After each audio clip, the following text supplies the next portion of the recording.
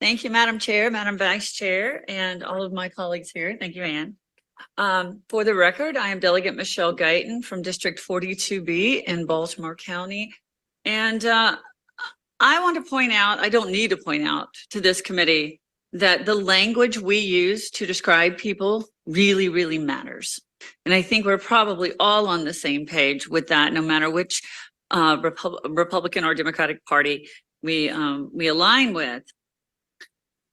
If you were a child of 13 or 14 and you were going to a department that was tasked with training you to get a job after you graduated from school and worked primarily only with people who had disabilities, and yet they called you defective, I hope that you, like me, would recognize that that was inappropriate and disempowers the people with disabilities that that department is meant to serve. Okay. So I respectfully request your consideration and your favorable report on House Bill 60 to repeal antiquated and offensive language in our state code that defines disabilities, and it particularly defines disability in the Department of Rehabilitation Services, again, that only serves people who have disabilities. This bill replaces the term defective and defect with the word impairment. Right? That brings Maryland Division of Rehabilitation Services definition in line and updates it and fast forwards it all the way back to 51 years ago. By aligning it with the 1973 Rehabilitation Act and the Americans with Disability Act of 1990. Okay. As this committee has heard me opine in the past, the Department of Rehabilitation Services has been neglected in state law for about 100 years, up until about 3 years ago, when this committee started getting involved and looking at some ways that we could improve it by passing a task force and then passing some bills. Again, it works primarily in job training for students and adults who become disabled after they leave school. Right? It's had very few changes in statute. I hope this committee will recognize the power of language to either empower or disempower people and influence the success of our mission to gainfully employ people with disabilities, and that you will decide to modernize the Maryland Code all the way up to 1973 and provide a favorable report on House Bill 60. Good afternoon, Madam Chair and members of the committee. I'm Ann Seacott, and I'm testifying today on behalf of the Disability Rights Maryland.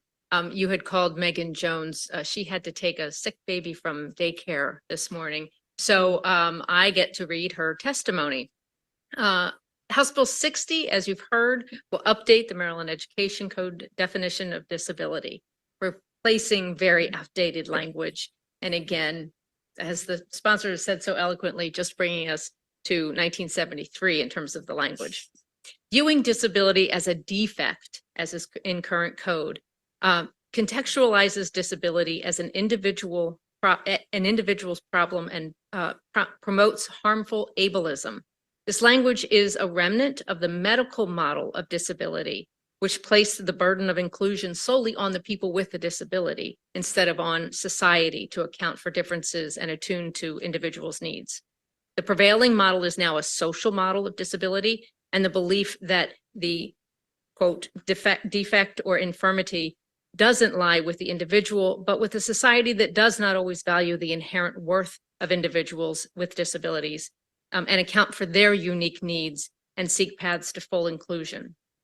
Disability Rights Maryland supports the bill. We very much appreciate Delegate Guyton's work on fixing this here in the Education Code. We would love to see and work with the General Assembly to look at updating language throughout the Maryland Code moving forward as well. So with that, we'd love your support for this bill. Thank you. Any questions from the committee? Yeah. Delegate Plakovich-Carr. Thank you, Madam Chair. Thank you, Delegate Guyton, for bringing this bill forward. I just want to make sure that the record's clear in terms of your legislative intent. Is your intent to not change the population, I guess, of people who are covered by this definition, or as you put it, it simply is just to modernize the wording? So no change in. It's to modernize the wording. Thank you. And if I could say, there is another bill to your point, by Delegate Aaron Kaufman in judiciary, attempting to do the same thing in judicial code this year. Any further questions? Okay, seeing none, thank you very much. Thank you. Thank you.